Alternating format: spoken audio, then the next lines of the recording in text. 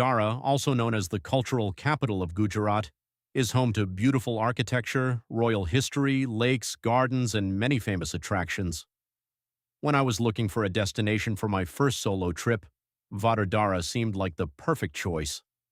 I planned everything myself, from the metro journey and train travel to the places I wanted to explore. My goal was simple: leave Gandhinagar early in the morning, spend the day discovering the city, and return by night with unforgettable memories. At least that was the plan. What I didn't know was that this trip would turn out very differently from what I had imagined. The day started much earlier than usual. At around 6:30 in the morning, I grabbed a quick breakfast because I had a long day ahead of me. Today wasn't just another outing, it was my first solo trip to Vadodara, and honestly, I was both excited and a little nervous. After breakfast, I left the hostel and picked up my bicycle. My first destination was Mahatma Mandir metro station, which would begin the journey towards Ahmedabad. Interestingly, Gandhinagar railway station is located quite nearby, and taking a direct train might sound like the obvious option. However, there weren't any suitable morning trains that matched my schedule, so I decided to travel via Ahmedabad instead. By around 7:15 in the morning, I reached Mahatma Mandir metro station. After parking my bicycle at the MyBYK station, it was finally time to start the actual journey. To reach Ahmedabad railway station, I first needed to travel to Cubiverse metro station, which is the closest metro station to the railway station.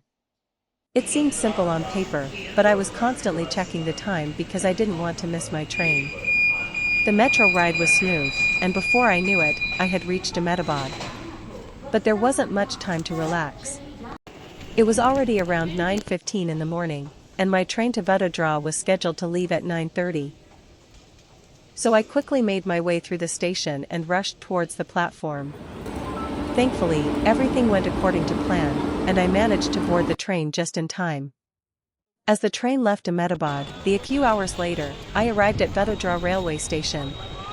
It was around noon, the sun was blazing, and the city was already buzzing with traffic and activity. After having lunch, I was ready to begin exploring the places I had carefully planned for this trip. Or at least, that's what I thought.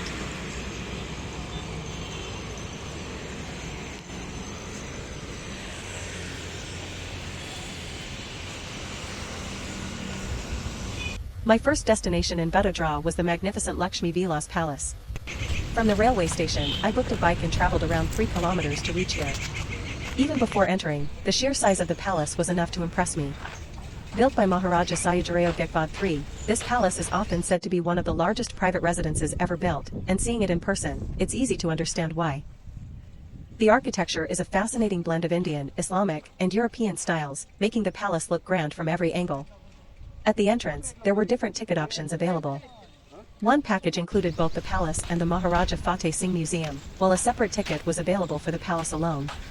Since I wanted to focus mainly on the palace, I chose the individual entry ticket, which cost me around 250 rupees. Instead of a traditional guide, visitors are provided with an audio device. At different numbered locations inside the palace, you can play corresponding audio clips that explain the history and significance of each section. After exploring Lakshmi Vilas Palace, I made my way to Sursagar Lake, one of Vadodara's most recognizable landmarks. The lake is especially famous for its massive statue of Lord Shiva, which stands proudly at the center and can be seen from quite a distance.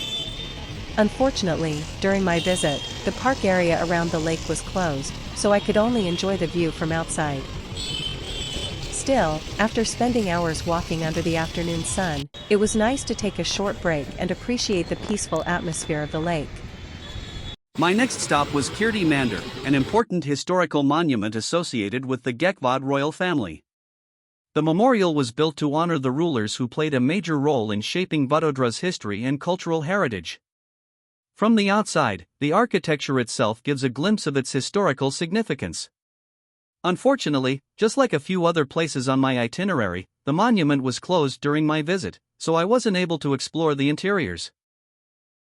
Still, I wanted to stop by and at least experience a small part of Vadodara. Another popular attraction in Vadodara is Sayaji Bagh, one of the largest and most famous public gardens in the city.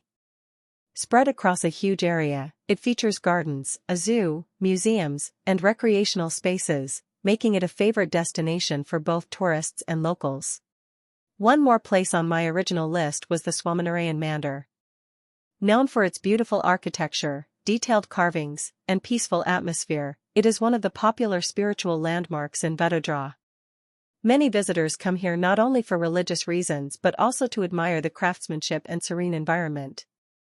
Unfortunately, I wasn't able to fit it into my schedule this time, but it is definitely a place I would like to visit on a future trip. The Iyami Temple is another unique landmark in Vadodara, known for its distinctive aluminum-clad structure and modern architectural design. Unlike traditional temples, its design symbolizes harmony between different religions and cultures. Unfortunately, I couldn't make it there during this trip, but it remains one of the most unique places to visit in the city. One place I had originally considered visiting was the Maharaja Fateh Singh Museum. Located within the Lakshmi Vilas Palace estate, the museum houses royal collections, paintings, sculptures, and artifacts from the Gaekwad era. Many of the artworks were collected from different parts of the world, giving visitors a glimpse into the royal lifestyle and art. And just like that, it was time to head back. This trip didn't go exactly as planned. Some places were closed, the heat was exhausting, and I couldn't explore everything on my list. But despite all that, this was my first solo trip, and I learned a lot along the way. Sometimes the best part of traveling isn't having a perfect day, it's the experience you gain from it. Vadodara, I'll definitely be back someday. Thanks for watching, and I'll see you in the next adventure.